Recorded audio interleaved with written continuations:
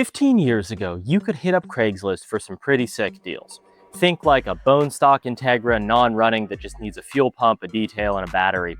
These days, it's hard to find these deals, and that's why we are going to go over some alternative places to source your next project car, because it is hard out there right now. Before we get into that, hopefully this video helps you. If it does, please do me a favor, hit subscribe, drop a like, drop a comment. It helps us more than you think.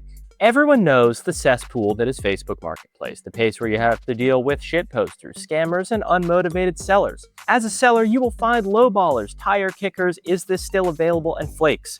Craigslist had these too, but at least buyers had to construct a coherent message instead of slapping the famous "is this still available" button. The other problem is that so-called project cars are not the same these days. See, a shell isn't a car that just needs an engine and transmission anymore. Instead, it needs a drivetrain, interior panels, differential, rear end, brakes, random suspension parts. Oh, and of course the cherry on top doesn't come with the wheels, so bring your own. And if you're looking for a cheap set of rollers, guess what? We got you covered.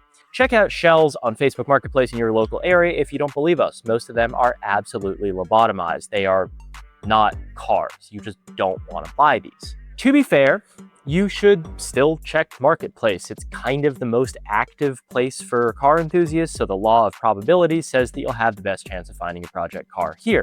But if you're looking there and you're still having trouble finding a deal or just something that you want, luckily there are some other options that I'm here to tell you about today. Sorry if I'm exposing the secret sauce. So where can you find a good deal on a project car in 2025? Well, I'm going to show you some of my favorites in the rest of this video and some of the stuff that guys here use. Pros, cons, and if any of them are right for you. Some sources have tons of cars, basically any model, trim, color you desire, while others are more about seizing an opportunity if it pops up. Now, there's a big one.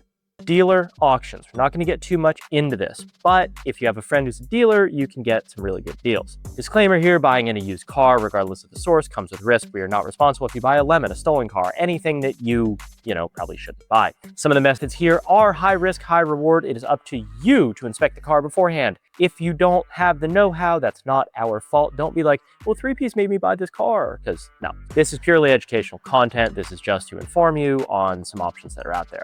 Let's talk auctions. I briefly mentioned dealer auctions, but there are tons of auction platforms out there. We're going to talk about a few. Some are super well known, others not so much. Now, some sage advice that applies to all auctions. Come up with a max bid before you start and don't go a penny over. Auctions are basically rigged to turn into a certain type of measuring contest we can't talk about on YouTube. Egos get the best of people in these environments, and it happens whether bidding is online or in person, although in person seems to be a little more, Insurance auctions are a great place to start, and if you've heard of any auto auctions, this is probably the type, as your favorite YouTuber has definitely bought a crash car from these. IAAI and Copart are the big names, but can you get a deal from these places? Yeah, you can. Only really on certain things, though. The appeal of these platforms is the wide selection of cars. They are giant, massive corporate conglomerates that have branches all over the country, and more recently, even abroad. You can find pretty much anything you want. That is, if someone has wrapped it around a pole and you're willing to pay for shipping. You can find everything from exotics to minivans. Looking for a 90s Bentley? No problem. They got you covered. These are known as salvage auctions. That might be what you've heard of them as.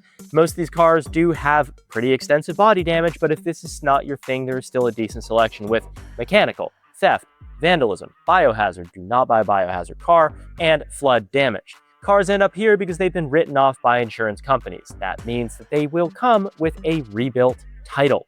If you are the end user, it is not a huge issue. You know the damage, you fix it, you drive the car, you have fun. If you plan to sell the car down the road, good luck, have fun. Rebuilt title cars are going to command significantly less. Historically, it was about 50% less. Lately, with cars where they are, it seems to be about 30% less. There are buyers who won't touch an R-Title car. There are buyers who love R-Title cars. Just don't overpay. If you're going to find like an E46 M3, great example, right? I wouldn't pay more than like $8,500 for an SMG E46 at a salvage auction, because that's kind of all you're going to get out of it.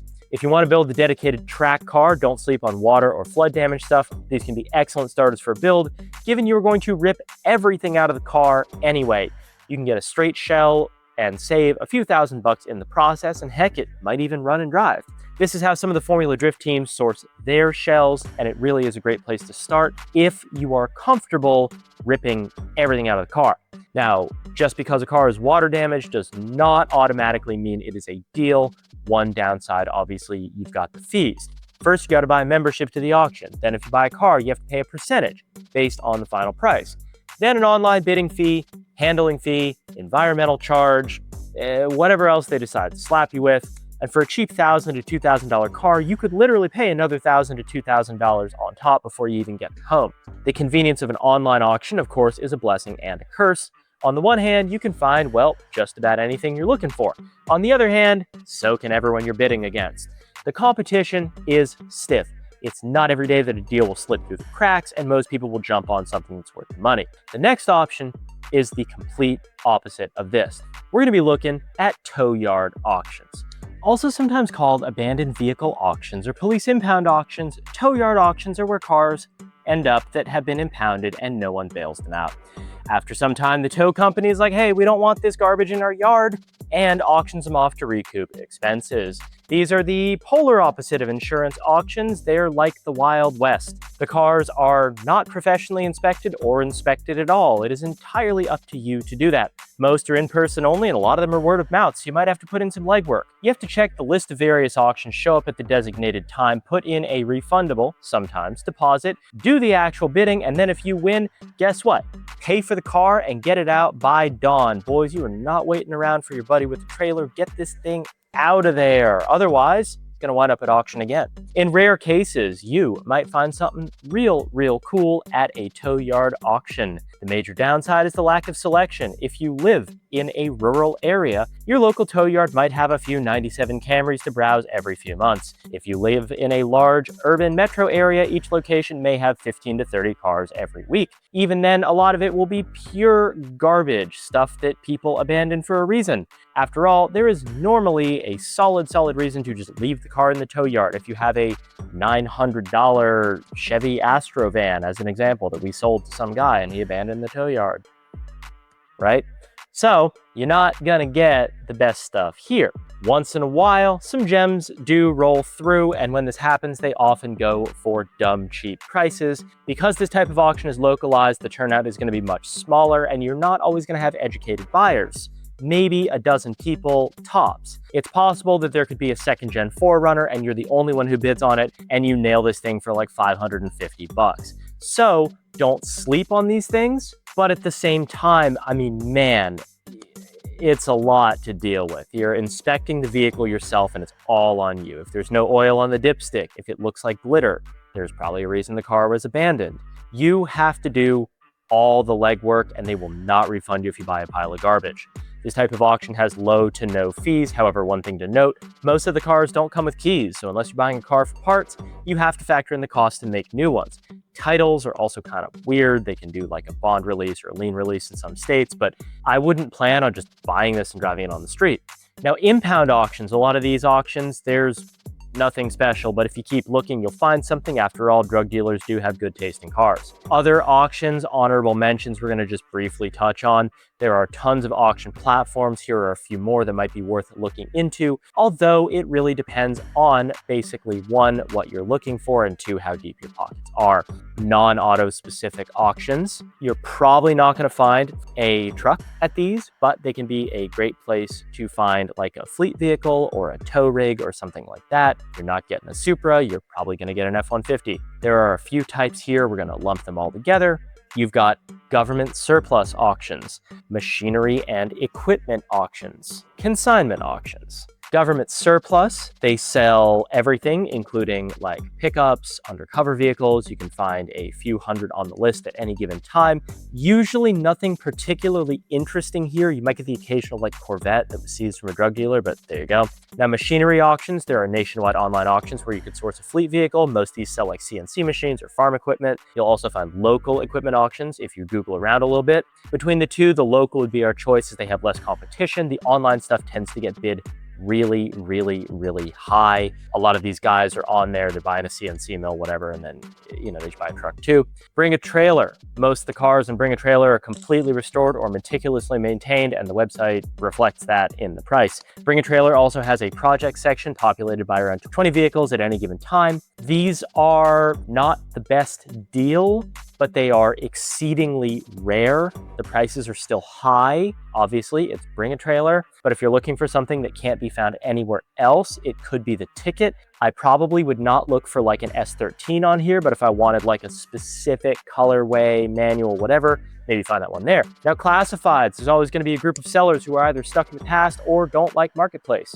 If you're just getting in the game or you're a seasoned veteran, you probably know some of these archaic sites. It's probably not worth listing your own stuff on these. You're probably not going to move it on there. But if you're hunting for a deal, leave no stone unturned. Craigslist being the first one. As soon as Craigslist started charging to list cars, guess what? It went the way of the dinosaur. Why did you guys do that? Believe it or not, there are still some people who list stuff on there and pay to do so. We are not talking about used car dealers, which is probably the first thing you'll see, and you probably don't want.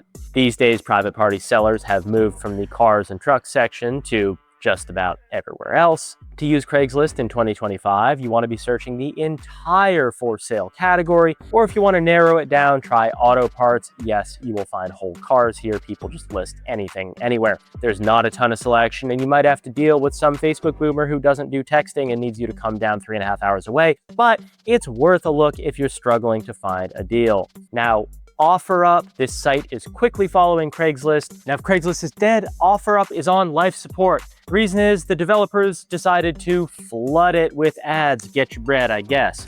For every few listings you click on, you have to endure an unskippable video ad. Luckily, there is a way to make it more bearable. If you want to browse OFFERUP, don't use the app. Instead, use a desktop computer or the browser version on your phone.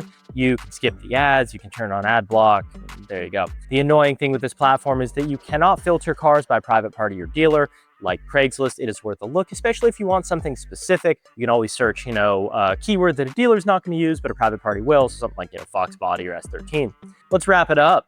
I gave you some new methods in this video of how to find a project car that does not involve going around knocking on doors, although that does work. While you're not guaranteed to find exactly what you're looking for at the price you're looking for, you'll have more avenues than just Facebook Marketplace. Even if the perfect car comes up, it is not a given it will go for less than you could find it on Marketplace, so bear that in mind. And remember, for auctions, pick a max bid and stick with it. Do not crush 6 brewskis, get on there and bid your life savings. Thank you guys so much for watching the video. If this helped you, please drop a subscribe, hit the like button, drop a comment down below with your project car, where you found it. I don't know, like whatever you want, just drop a comment, right? And I'll see you in the next one.